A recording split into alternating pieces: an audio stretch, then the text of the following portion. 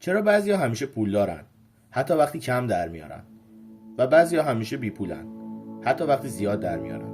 جوابش توی یه کتابی که 100 ساله هنوز داره آدما رو پولدار میکنه. ثروتمندترین مرد بابل. بزن بریم. در آغاز قرن 20 در دل ایالت لوئیزیانای آمریکا نوزادی چشم به جهان گشود که قرار بود با قلمش مسیر مالی میلیون ها نفر را تغییر دهد. نام او جورج ساموئل کلاسون بود. او در سال 1874 میلادی به دنیا آمد. مردی که شاید هیچ وقت تصور نمی کرد نوشته‌هایش پس از یک قرن هنوز در صدر کتاب‌های موفقیت مالی دنیا قرار داشته باشد.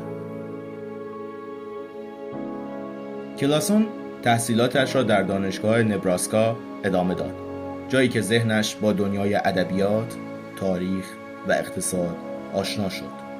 اما درست زمانی که جوانیش را سپری می‌کرد، آمریکا درگیر جنگ با اسپانیا شد. کلاسون نیز همانند بسیاری از هموطنانش به ارتش پیوست و در جنگ آمریکا و اسپانیا شرکت کرد. تجربه جنگ به او نگاهی عمیق‌تر به ارزش‌های زندگی و آینده بخشید. پس از بازگشت، او وارد دنیای تجارت و انتشارات شد. در ابتدا مجموعه‌ای به نام اطلس جغرافیایی کلاسون منتشر کرد که در زمان خودش یکی از معروف‌ترین منابع جغرافیایی آمریکا بود.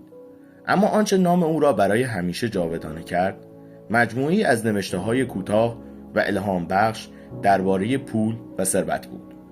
او در دهه 1920 شروع به نوشتن مجموعه‌ای از حکایت‌ها کرد که همگی در شهر باستانی بابل اتفاق می‌افتاد. این داستان‌ها با زبانی ساده و برگرفته از اصول اقتصادی، مفاهیمی عمیق مثل پس‌انداز، سرمایه‌گذاری و استقلال مالی را به شکلی قابل فهم و ماندگار بیان می‌کردند. کلاسون شخصیت‌هایی مانند آرکاد که باسیر، بانسر را خلق کرد تا از طریق آنها رازهای ثروت را آموزش دهد.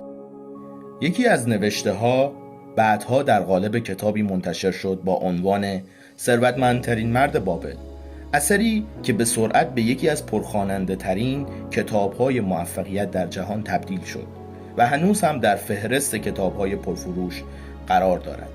گرچه کلاسون در سال 1957 در سکوت و بیخبری درگذشت، اما میراث او زنده ماند. نه در ساختمان‌ها، نه در بانک‌ها، بلکه در ذهن و قلب میلیون‌ها انسانی که از او آموختند چگونه با انضباط و خرد و صبر آینده‌ای روشن بسازند. او نویسنده‌ای بود که به ما یاد داد حتی با سکه‌های کوچک می‌توان امپراتوری ساخت، اگر و تنها اگر راهش را بدانی.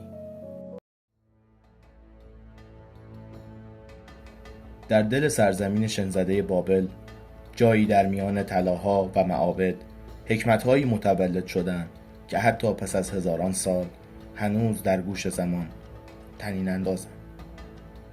این داستان روایت مردمانی است که از فقر تا فراوانی، از ناامیدی تا خرد سفر کردند. در میان آنان مردی بود که نامش بر زبان همگان افتاد: آرکاد، ثروتمندترین مرد بابل. اما او همیشه چنین نبود. نه طلا، نه زمین، نه مقام و نه میراثی. فقط یک چیز داشت: آتش دانستن. در روزی داغ و معمولی، دو دوست قدیمی، بانسر و کوبی، کنار دیوارهای بلند بابل نشسته بودند. آنها کارگر بودند، سخت کوش، اما همیشه فقیر.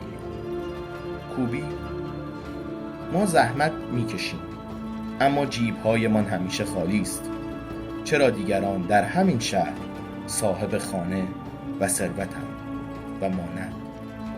بانسر نگاهی به مرد ثروتمند انداخت و پاسخ داد: شاید چون چیزی می‌دانند که ما نمی‌دانیم.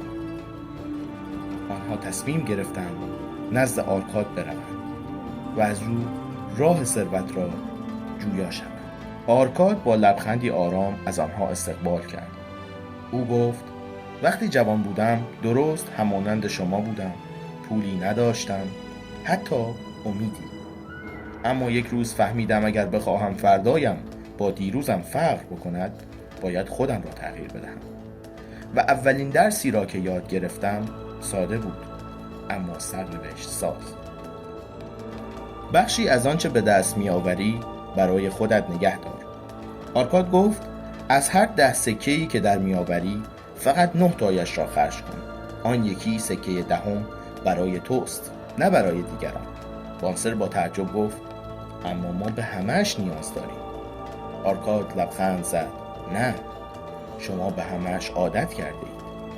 اما اگر یاد بگیرید با 90% زندگی کنید، 10% دیگر برای آینده تان ذخیره می شود و ثروت از همین جا آغاز می شود.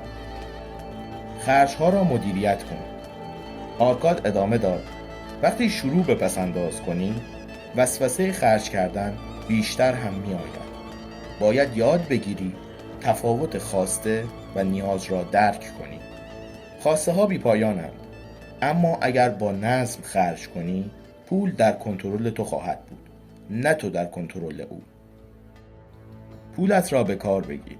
حالا آرکاد وارد مرحله مهمتر می شود. پولی که جمع کردی نباید فقط بماند، باید کار کند. بگذار آن پول فرزندی بیاورد و فرزندانش هم برایت کار کنند. سرمایه گذاری کن، عاقلانه و با دانش. طلا باید مثل بنده‌ای وفادار شب و روز برایت کار کند. از سرمایه‌ات محافظت کن. آرکاد گفت من هم اشتباه کردم. روزی تمام پس‌اندازم را به دوستی دادم تا جواهر بخرد و بفروشد، اما او چیزی از این کار نمی‌دانست. همه‌اش را از دست دادم. پس درسی گرفتم. سرمایه‌ات را به دست کسی بده که تجربه دارد. هرگز با طمع سود زیاد خرد را فراموش مکن. خانه‌ات را داشته باش. او به خانه‌اش اشاره کرد. اگر صاحب خانه‌ات باشی، احساس آرامش بیشتری داری. به جای اینکه اجاره بدهی، آن پول را صرف ساختن سرمایه‌ات کن. خانه‌ات نقطه شروع استقلال مالیت است. برای آینده‌ات فکر کن. آرکاد رو به آسمان شب کرد و گفت پیری، بیماری، حادثه هیچ کدام قابل پیش بینی نیستند، اما می توانی از حالا برایشان آماده شوی. با بیمه، با پس‌انداز، با ساختن دارایی‌هایی که برایت درآمد می‌آورند، حتی وقتی دیگر کار نمی‌کنی. مهارت بیاموز. و سپس آرامتر گفت اگر می‌خواهی بیشتر به دست بیاوری، باید بیشتر بلد باشی. یاد بگیر، بخوان، تمرین کن، از داناها مشورت بگیر. درآمد تو بازتابی از رشد توست.